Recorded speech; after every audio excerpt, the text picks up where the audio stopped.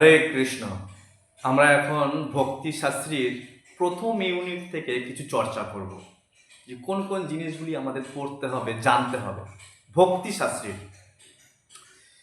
প্রথম ইউনিটে হচ্ছে প্রথম অধ্যায় থেকে ষষ্ঠ অধ্যায় পর্যন্ত। ভগবদ গীতার প্রথম অধ্যায়ে অর্জুন বিষাদ যোগ, সেখানে ধর্মক্ষেত্রে নিয়ে চর্চা করা হয়েছে প্রথম অধ্যায়ের 1 নম্বর শ্লোকে। নাম্বার 2, দুর্যোধনের কূটনীতি নিয়ে চর্চা করা হয়েছে প্রথম অধ্যায়ের 3 নম্বর শ্লোক থেকে 11 নম্বর শ্লোক পর্যন্ত। এটা আপনারা খুব ভালো করে পড়বেন। নাম্বার 3, প্রথম অধ্যায়ের কথা বলছি, পাণ্ডবদের বিজয় সূচক সংকেত দেওয়া হয়েছে প্রথম অধ্যায়ের 14 নম্বর শ্লোক থেকে 20 নম্বর শ্লোক পর্যন্ত।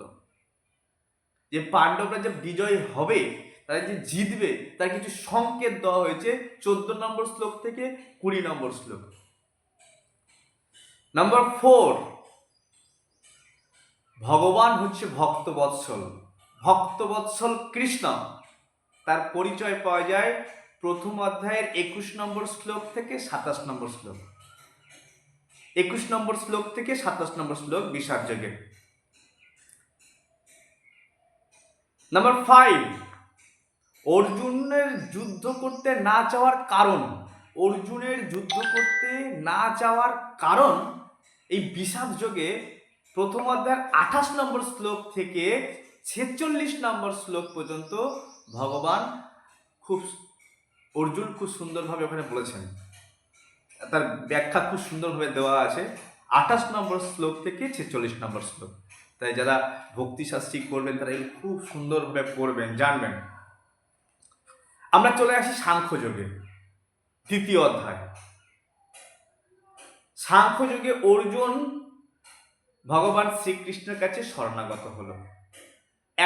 দ্বিতীয় অধ্যায়ের 1 নম্বর শ্লোক থেকে 10 নম্বর শ্লোক খুব ভালোভাবে পড়বেন, বুঝতে পারবেন। ভগবান জ্ঞান প্রদান করবেন অর্জুনকে 11 নম্বর শ্লোক থেকে 30 নম্বর শ্লোক। সাংখ্যযোগের 11 নম্বর শ্লোক থেকে 30 নম্বর শ্লোক। তারপর ভগবান বর্ণাশ্রম ধর্ম বিশদভাবে বর্ণনা করেছেন প্রথম অধ্যায় ও দ্বিতীয় অধ্যায়ে। তারপরে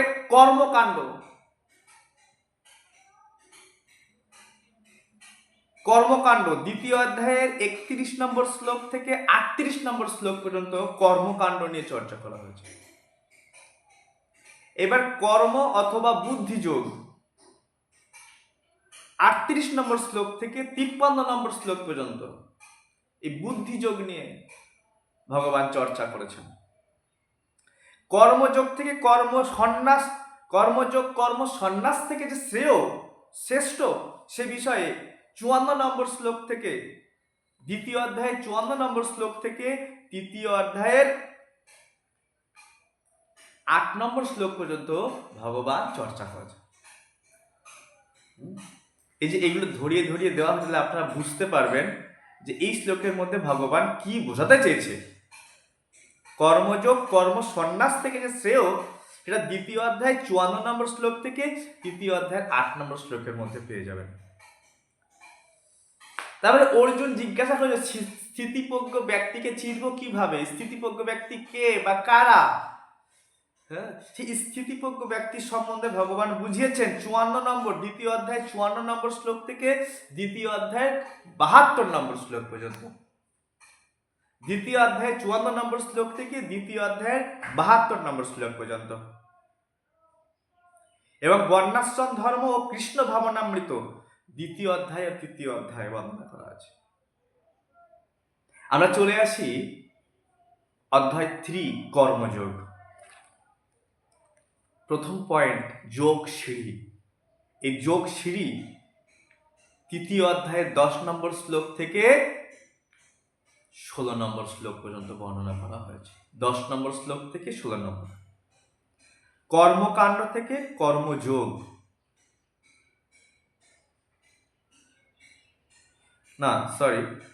যোগ সিঁড়ি অধ্যায় 3 থেকে 6 পর্যন্ত বর্ণনা করা হয়েছে। কর্মকাণ্ড থেকে কর্মযোগ 3 অধ্যায় 10 নম্বর শ্লোক থেকে 16 নম্বর শ্লোক। কর্মযোগ বর্ণনা করা হয়েছে 17 নম্বর শ্লোক থেকে 35 নম্বর শ্লোক। কর্মযোগ ভগবানের যে খুব সুন্দরভাবে পড়তে হবে। এটা কত নম্বর থেকে বলেছে? 17 নম্বর শ্লোক থেকে 35 নম্বর শ্লোক পর্যন্ত। কাম ও ইন্দ্রিয় সংযম 36 নম্বর শ্লোক থেকে 3 অধ্যায়ের 43 নম্বর শ্লোক পর্যন্ত ভগবান খুব সুন্দর বিস্তারিত ব্যাখ্যা করেছেন। আপনারা পড়বেন। এগুলি ভক্তি শাস্ত্রীতে খুঁটিয়ে খুঁটিয়ে পড়ানো হবে। যদি আপনার আগে থেকে পড়া থাকে, আপনার ভক্তি শাস্ত্রী করতে অনেক সহজ হয়ে যাবে। আপনারা শুনতে থাকুন, ভিডিওটা সাবস্ক্রাইব করে দেবেন, শেয়ার করে দেবেন, তাহলে আমার আরও এই সমস্ত তথ্য দিতে ভালো লাগবে। তাই কেউ সাবস্ক্রাইব করতে ভুলবেন না। সবাই সাবস্ক্রাইব করে দেবেন এবং শেয়ার করে দেবেন একে অপরের মধ্যে। তাহলে আমাদের আরও নতুন নতুন ভিডিও আপনারা পাবেন, যেগুলো আপনাদের জীবনে অনেক প্রয়োজন। শুধু তাই না, চলে আসি আমরা 4th অধ্যায় জ্ঞান যোগ, যেখানে ভগবান কৃষ্ণ সম্বন্ধীয় দিব্য জ্ঞান প্রদান করা হয়েছে 4th অধ্যায়ের 1 নম্বর শ্লোক থেকে 15 নম্বর শ্লোকে। 4th অধ্যায়ের 1 নম্বর শ্লোক থেকে 15 নম্বর শ্লোকে। তারপর নিষ্কাম কর্মযোগীর কার্য, সেখানেও বিশদভাবে বর্ণনা করা হয়েছে 16 নম্বর শ্লোক থেকে 28 নম্বর শ্লোক, 24 নম্বর শ্লোক, 16 নম্বর শ্লোক থেকে 24 নম্বর শ্লোক। তারপরে যজ্ঞ ও জ্ঞান সম্বন্ধে ভগবান বলেছেন 25 নম্বর শ্লোক থেকে 42 নম্বর শ্লোক, 25 নম্বর শ্লোক থেকে 42 নম্বর শ্লোক। যজ্ঞ ও জ্ঞান, এটা 4th অধ্যায়ের কথা বলা হচ্ছে, 25 নম্বর শ্লোক থেকে 42 নম্বর। আমরা চলে আসি 5ম অধ্যায় কর্ম সন্ন্যাস যোগ। 5ম অধ্যায়ে কর্ম সন্ন্যাস যোগ। আচ্ছা, এখানে ভগবান নিষ্কাম কর্মযোগীর কথা বর্ণনা করেছে। প্রথম পয়েন্ট, নিষ্কাম কর্মযোগীর বর্ণনা 5 অধ্যায়ের 1 নম্বর শ্লোক থেকে 12 নম্বর শ্লোক পর্যন্ত।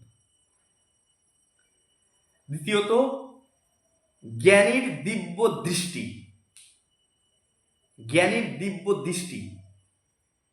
13 নম্বর শ্লোক থেকে 26 নম্বর শ্লোক। একজন জ্ঞানী ব্যক্তির দিব্য দৃষ্টি কেমন হওয়া উচিত? 13 নম্বর শ্লোক থেকে 26 নম্বর শ্লোক 5ম অধ্যায় ভগবান খুব সুন্দরভাবে বলেছে। এবার ভগবান শান্তির সূত্র বলছেন, যে মানুষ শান্তি কিভাবে পেতে পারে। সবাই তো শান্তি অন্বেষণ করছে, তো শান্তি কিভাবে পেতে পারে? 5ম অধ্যায় 27 নম্বর শ্লোক থেকে 29 নম্বর শ্লোক, 27 নম্বর শ্লোক থেকে 29 নম্বর শ্লোক। এবার আমরা চলে আসবো ধ্যান যোগে, 6ষ্ঠ অধ্যায়, 1ম অধ্যায় থেকে 6ষ্ঠ অধ্যায়, প্রথম ইউনিট ভক্তি শাস্ত্রী, যেখানে অষ্টাঙ্গ যোগের কথা বর্ণনা করেছেন। অষ্টাঙ্গ যোগ 6ম অধ্যায় 27 নম্বর শ্লোক পর্যন্ত। অর্জুন কর্তৃক অষ্টাঙ্গ যোগ প্রত্যাখ্যান 33 নম্বর শ্লোক থেকে 36 নম্বর শ্লোক। 6ষ্ঠ অধ্যায় 27 নম্বর শ্লোকে অষ্টাঙ্গ যোগের কথা বর্ণনা করেছে, আর অষ্টাঙ্গ যোগের প্রত্যাখ্যান 33 নম্বর শ্লোক থেকে 36 নম্বর শ্লোক। আচ্ছা, অসফল যোগীর গতি কি হবে? যারা অসফল যোগী, যারা সফল হতে পারেনি যোগ বিদ্যায়, তাদের কি গতি কি হবে? 37 নম্বর শ্লোক থেকে 45 নম্বর শ্লোকে খুব সুন্দরভাবে বর্ণনা করেছে ভগবান। 37 নম্বর শ্লোক থেকে 45 নম্বর। আচ্ছা, সর্বশ্রেষ্ঠ যোগীকে 46 নম্বর এবং 47 নম্বর শ্লোকে ভগবান খুব সুন্দরভাবে বিস্তারিতভাবে ভগবান বর্ণনা করেছেন। আমি আবারও বলছি, যদি ভক্তিশাস্ত্রীর এই প্রশ্নগুলি, এই টপিকগুলি শুনতে ভালো লাগে, আপনারা সাবস্ক্রাইব করবেন, কমেন্ট করবেন যে আমরা আরও শুনতে চাই, এই বিষয়টা আরও বিস্তারিত দিন, তাহলে আমি আরও বিস্তারিত আপনাদের কাছে এই তথ্যগুলি প্রদান করব ভক্তিশাস্ত্রের।